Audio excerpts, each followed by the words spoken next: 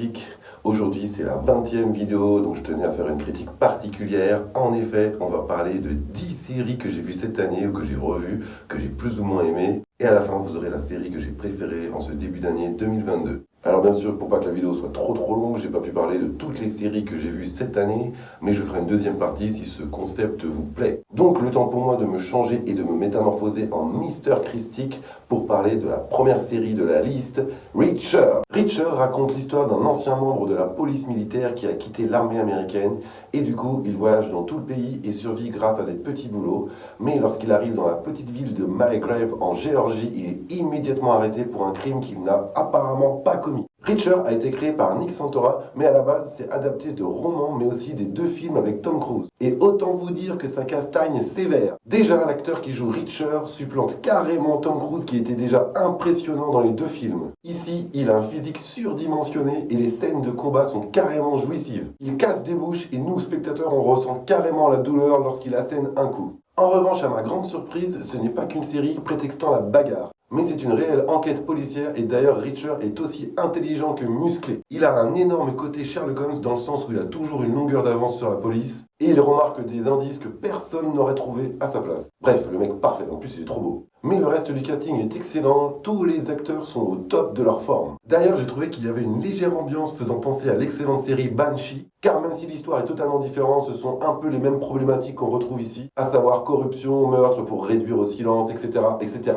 D'ailleurs, dans les 2 séries, les villes sont sensiblement les mêmes. Ici, c'est Mulgrave, petite ville un peu paumée où tout se sait et tout le monde se connaît. Reacher nous propose un faux rythme durant toute cette saison. Il y a beaucoup de phases d'investigation et quelques scènes de combat. Mais ne vous attendez pas à voir des scènes de fight toutes les 5 minutes. Et d'ailleurs, ce n'est pas plus mal car ça donne un côté crédible à l'intrigue. Le seul point négatif que j'ai trouvé, c'est que Reacher est trop parfait, il est super beau, super costaud, super charismatique, super intelligent. Pas facile de trouver ce genre de gars dans une petite ville. Et c'est peut-être ça le sel de cette série. Mais ce qui est bien, c'est qu'on entretient un petit peu le mystère sur le passé de Reacher. On verra si on aura de nouvelles révélations par la suite. En tout cas, bien sûr, je vous recommande Reacher, vous allez passer un super moment. À présent, je vais parler d'une série dont les thématiques m'intéressent fortement, c'est Ragnarok. Ragnarok est une série danoise-norvégienne, je sais pas si on dit dano-norvégienne ou norvéjo-danoise, bref. Ça va parler d'un ado et de sa famille, son frère et sa mère, qui vont emménager dans une petite ville norvégienne nommée Eda. Ville dans laquelle le problème le plus majeur, c'est la pollution industrielle. Il se trouve que ce jeune adolescent qui va tenter de s'intégrer à cette ville et à ses habitants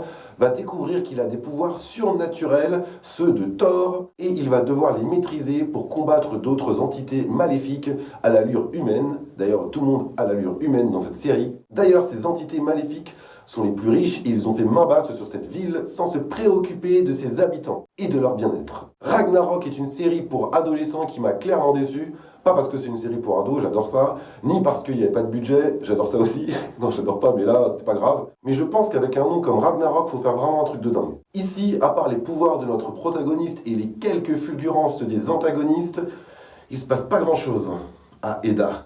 Il y a tout de même dans cette série un immense message écologique via l'immense entreprise de nos méchants qui polluent sans arrêt. Il y a pas mal de références à la mythologie nordique et au Ragnarok. Pour revenir à cette ville complètement polluée, on sent que c'est la fin, comme un Ragnarok, et je comprends le parallèle qu'a voulu faire cette série, même si c'est pas toujours subtil. Mais ce que j'ai beaucoup apprécié, c'est qu'on parle pas mal de la mythologie nordique, on retrouve des entités, des personnages qu'on retrouve aussi dans la mythologie, et du coup, même s'il se passe pas grand chose, il y a beaucoup de références à la mythologie nordique, on voit qu'ils ont creusé le sujet. Et un des points forts de Ragnarok, c'est que tout ça se passe de nos jours, et ça donne un contraste assez intéressant. Par contre, du coup, ils en parlent beaucoup de la mythologie nordique, et c'est pour justifier, j'imagine, le titre, mais on reste tout de même sur sa fin. Pour ce qui est du jeu d'acteur, je trouve que c'est assez inégal, mais je vais pas défoncer cette série car je trouve que l'intention est bonne. Ce n'est pas une série qui se moque de nous, ils ont vraiment essayé de faire quelque chose d'intéressant, l'originalité est quand même là. Après, si j'étais déçu, c'est parce que je pense que je l'avais vraiment surévalué. En revanche, pour ce qui est de la saison 2, je la trouve quand même plus qualitative que la première. Donc j'ai pas recommandé cette série chaudement, mais jetez un coup d'œil, vous allez voir, ça se trouve, vous allez vraiment aimer. Moi, c'est juste mon avis, j'ai pas été emballé, mais j'ai pas non plus trouvé ça complètement nul. Allez, maintenant, on va parler d'une série qui m'a bien fait rire, Schitt's Creek. Schitt's Creek, c'est l'histoire d'une famille très riche, la famille Rose, qui après s'être fait excroquer par leur gestionnaire, se retrouve sans le moindre sou. Ils sont donc forcés de repartir à zéro et de reconstruire leur vie, avec un seul atout en main, la ville de Schitt's Creek, qui est d'ailleurs une petite bourgade bien paumée, un motel, un café, et basta. Il faut savoir que la famille Rose était tellement riche qu'ils avaient fait une blague à leur fils, ils avaient acheté la ville de Schitt's Creek pour son anniversaire, il y a quelques années. Et ben du coup, là, ils y déménagent. La famille comporte 2 enfants adultes et 2 parents. Et ils ont chacun une chambre, donc du coup les enfants dorment ensemble et les parents aussi. Et du coup ils habitent dans un motel bien miteux. Ils prennent 2 chambres pour toute la famille, une pour les 2 enfants adultes et une pour les parents. Et du coup leur comportement de riches bourgeois va se heurter aux habitants les plus simples de Schitt's Creek. Schitt's Creek est une série canadienne créée par Eugène et Daniel Levy qui sont père et fils dans la vie comme dans la série. Et la mère de famille n'est autre que Catherine O'Hara. Ah, on va s'éclater. Et dans le rôle de la fille, c'est Annie Murphy qui a reçu un prix pour son rôle, tellement elle jouait trop bien. Pour commencer, la grande force de cette série humoristique, c'est que tous les personnages sont super bien écrits. Autant la famille Rose complètement bourge dans un autre monde dans leur tête, que les habitants qui vivent dans une ville un peu... Le seul personnage qui a l'air à peu près normal, c'est le père, c'est un peu le personnage principal, qui assiste impuissant aux dingueries de tout ce qui se passe dans cette ville. Déjà, rien qu'à son foyer, c'est n'importe quoi.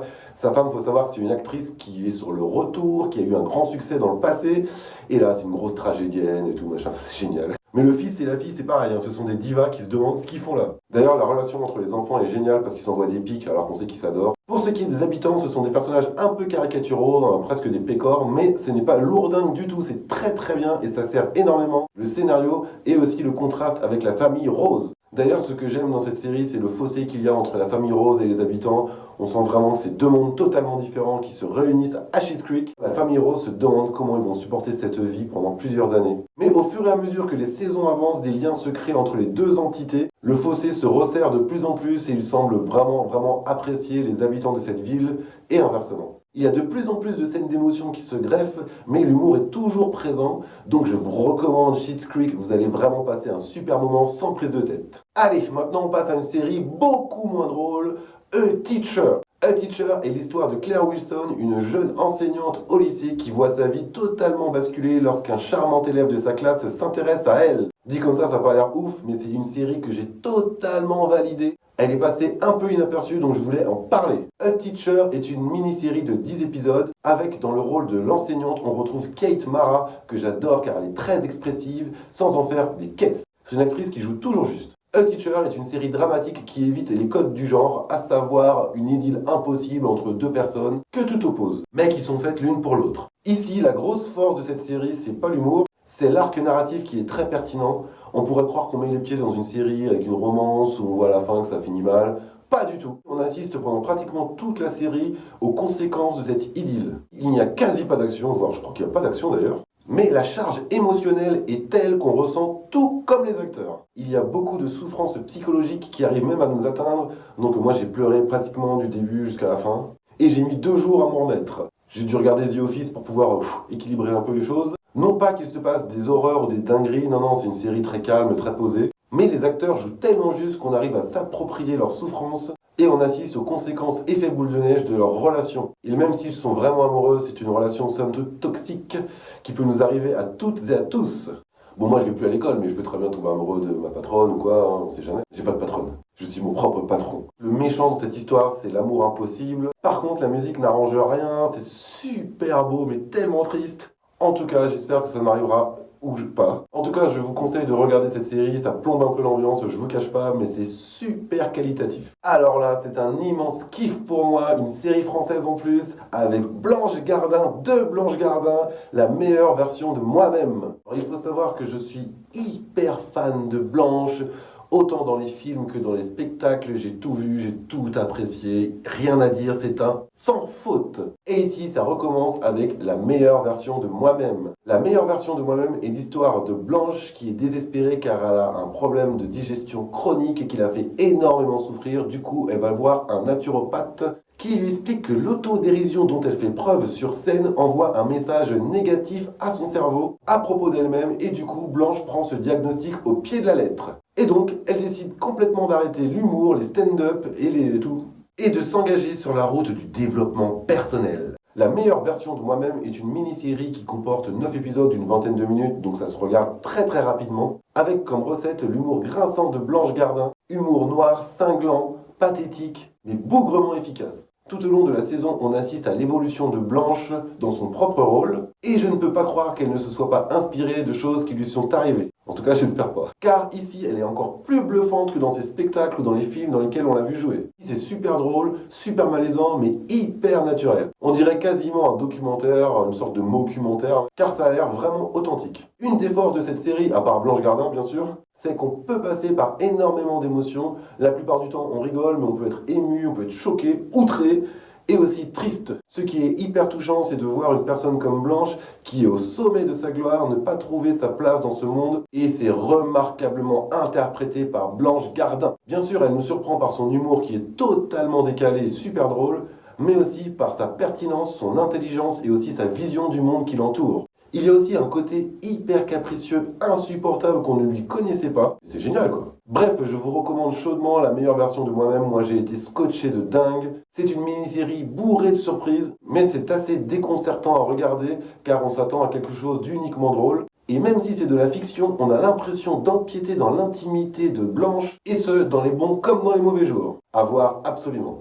Halt and Catch Fire. Je tenais absolument à mettre cette série dans ma liste, même si elle date un peu, car elle est trop sous-cotée compte tenu de sa qualité. Halt and Catch Fire, en tout cas au début, se passe dans les années 80 à Dallas, et nous raconte dans un premier temps la mise en place des ordinateurs personnels dans les foyers, opposant une petite entreprise fictive au géant IBM. Joe Macmillan, un ancien vendeur de chez IBM, constitue une équipe avec un inventeur de génie qui a du mal à se faire un nom. À eux deux, ils décident de lancer le plus petit et le plus rapide PC portable jamais créé. Bien entendu, au fur et à mesure de l'avancée des saisons, ils vont assister à plusieurs révolutions technologiques, comme l'interconnexion à la fin des années 90, l'arrivée d'Internet, les débuts de la numérisation, etc., etc.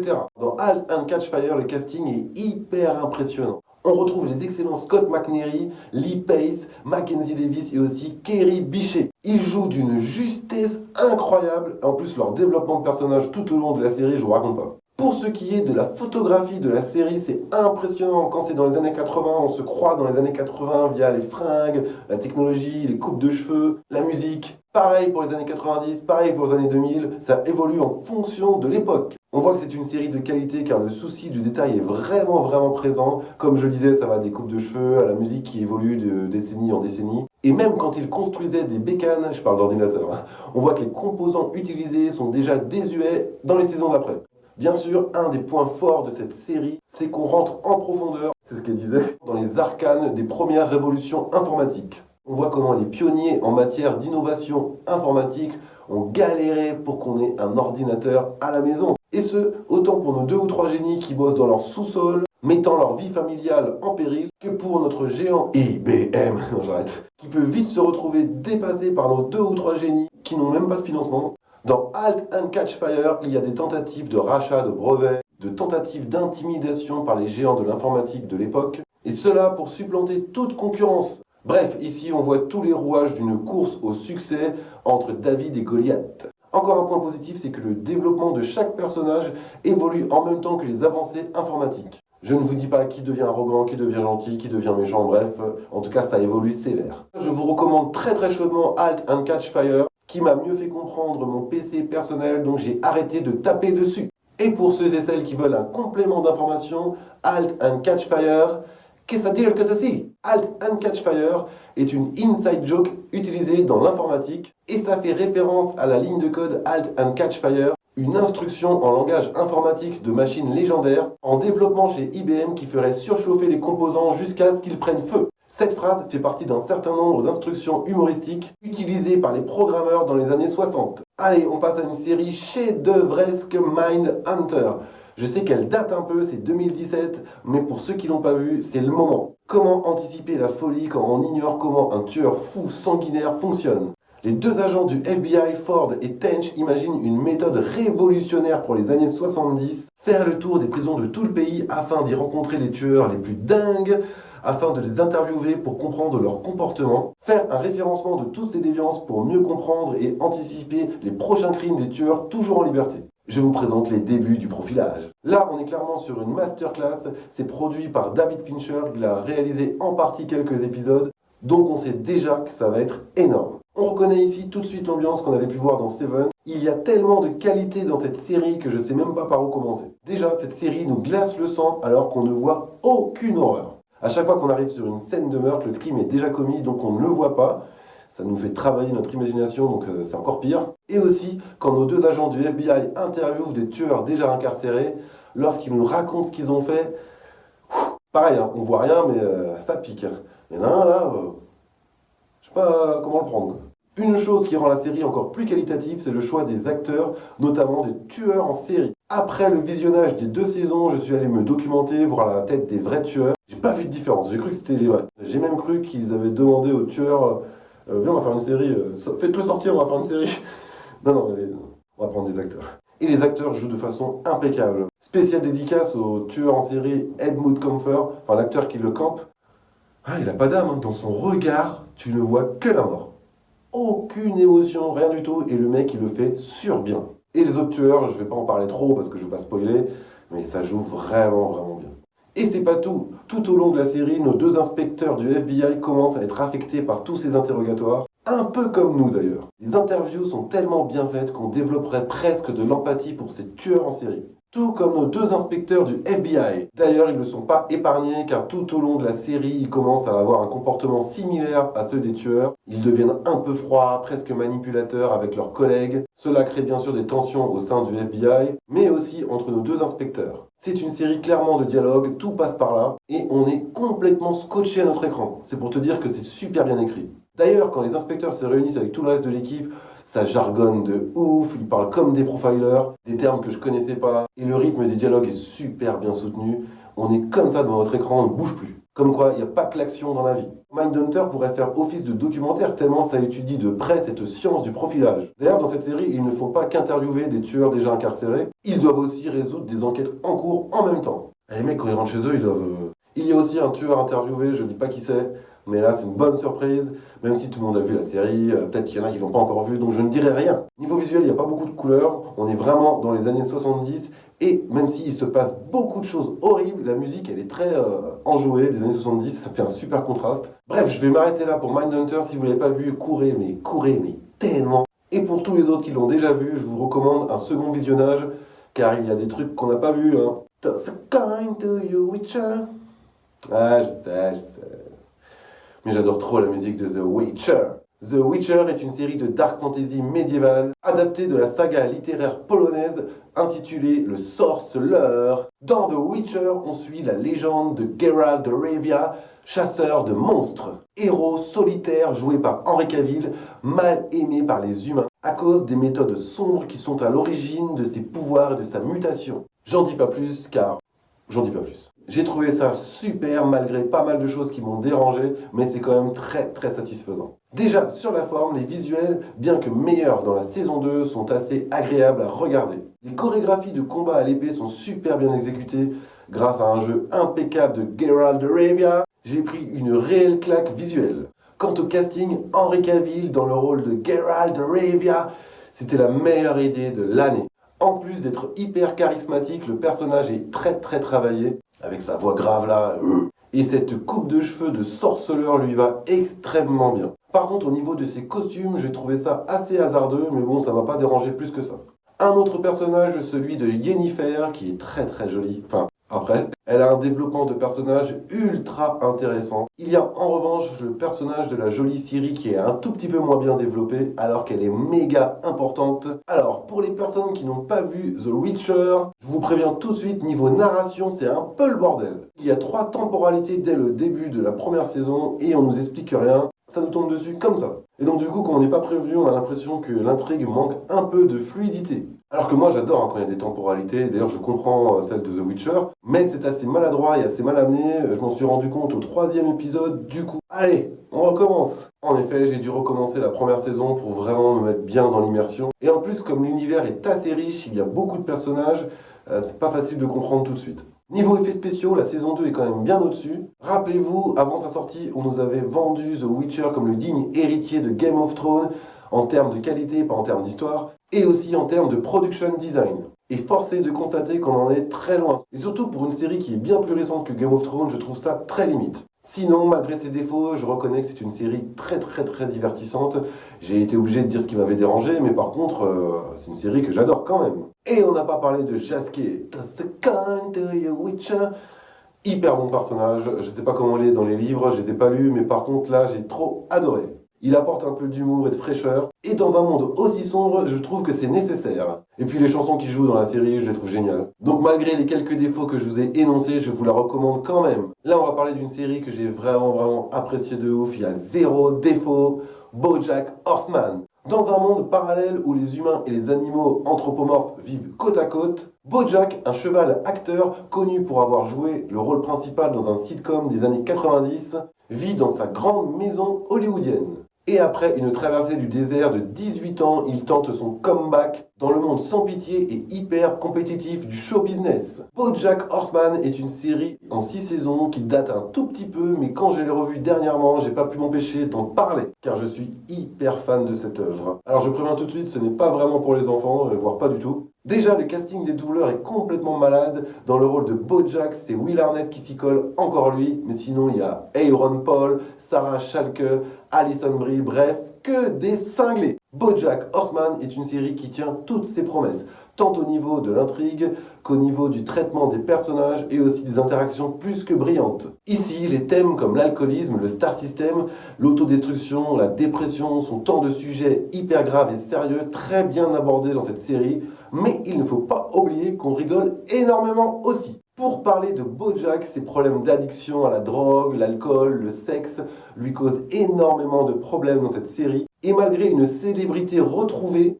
il n'arrive pas à sortir de cet état dépressif et s'enferme toujours et encore dans ce cycle d'autodestruction. J'ai adoré BoJack Horseman. Déjà, BoJack, c'est trop bien comme personnage. Il nous fait passer par toutes sortes d'émotions, les rires, les pleurs, la solitude. On s'identifie énormément à lui car c'est un cheval comme nous tous. Et même si il est très célèbre et qu'on a l'impression que tout roule pour lui, il n'en est pas moins complexe et perdu comme beaucoup d'entre nous. On s'attache bien entendu énormément à BoJack, qui est hyper drôle, hyper touchant et super bien travaillé, donc je recommande bien entendu. Et maintenant, on va passer à ma série coup de cœur, la série que j'ai préférée. Alors ça veut pas dire que c'est la meilleure série que j'ai vue, ça veut juste dire que c'est celle que j'ai préférée. Et du coup, cette série, c'est Upload. Upload se passe dans un futur proche où les humains sont capables de se télécharger dans la vie après la mort, et on va suivre l'histoire de Nathan, décédé prématurément, qui est accueilli dans sa version du paradis par une certaine Nora, et du coup, il va devoir s'adapter à sa nouvelle vie. Upload est une série qui, selon moi, est exceptionnelle. C'est écrit par Greg Daniels et pas Daniel Craig. Greg Daniels, c'est juste le gars qui a écrit The Office, Les Rois du Texas, quelques épisodes des Simpsons, mais aussi du Saturday Night Live et aussi de Seinfeld.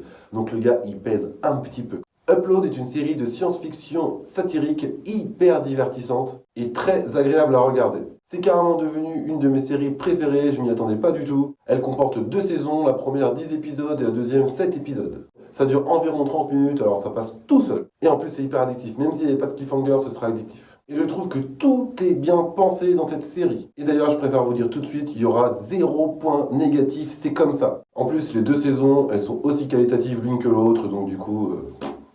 rien à dire. Bon, j'ai une légère préférence pour la première car il y a l'effet de surprise, mais la deuxième est quand même géniale. Cette œuvre a aussi l'avantage d'être extrêmement bien écrite dans un monde où la technologie est digne du meilleur de Black Mirror, mais avec une grosse dose d'humour, un peu d'action et de dramaturgie. Me faisant justement beaucoup penser à l'excellent épisode de Black Mirror San Junipero avec la légèreté et l'humour en plus. Ce qui m'a fait halluciner dans Upload, c'est le souci du détail et les innovations technologiques, qui sont toutes plus originales les unes que les autres, et il y en a un paquet. Si bien qu'à la fin du premier épisode, on se demande comment ils vont faire pour nous surprendre davantage. Et ce qui est ouf dans cette série, c'est que chaque épisode est mieux que le précédent. Hormis l'humour excellent et toute cette technologie, il y a aussi beaucoup de romantisme, et c'est très crédible grâce à l'excellent jeu d'acteur de tous les comédiens sans exception. Bien sûr, Upload est une série qui pointe du doigt toutes les dérives technologiques avec beaucoup d'humour mais aussi avec beaucoup de pessimisme. Ça parle de la vie après la mort et comment ça pourrait tourner au désastre si c'est mal géré. Et même si on parvient à faire beaucoup de progrès dans la vie après la mort, c'est quand même contre nature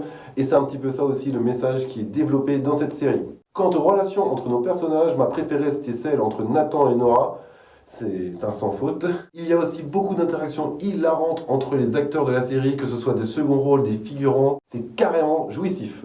Il y a aussi pas mal de cynisme bien dosé, de l'émotion bien dosée, tout est bien dosé. Grâce à son inventivité, Upload arrive à nous faire valider des technologies qui seraient impensables aujourd'hui, même si on a le sentiment que ça peut arriver bientôt. Cette série est tellement bien écrite qu'elle arrive à nous faire jongler entre les choses impossibles et finalement le fait que peut-être que ça va arriver.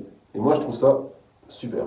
Upload est tellement réussi qu'elle arrive à nous faire croire que c'est une série légère, sans prétention aucune, alors qu'en fait ça a dû être un travail de titan. C'est hyper précis dans tous les aspects, et ça se voit pas. Dans le traitement des personnages, mais aussi dans l'intrigue qui ne cesse d'évoluer, et aussi dans la cohérence d'outils technologiques qui n'existent même pas. Ils ont tellement le souci du détail qu'ils ont même fait appel à Jennifer Garner, alias Elektra Nightshos, pour une phrase dans une voix au téléphone. Mais j'en dirai pas plus. Bref, pour conclure, je trouve que c'est une série très intelligente et très drôle à la fois, avec un rythme hyper maîtrisé, on n'a pas le temps de s'ennuyer. Il se passe toujours quelque chose. Il y a beaucoup d'épisodes qui se terminent par un bon cliffhanger des familles. En plus, je trouve ça hyper mignon, hyper touchant, hyper drôle, hyper tout ce qui existe, quoi. Donc, bref, quoi.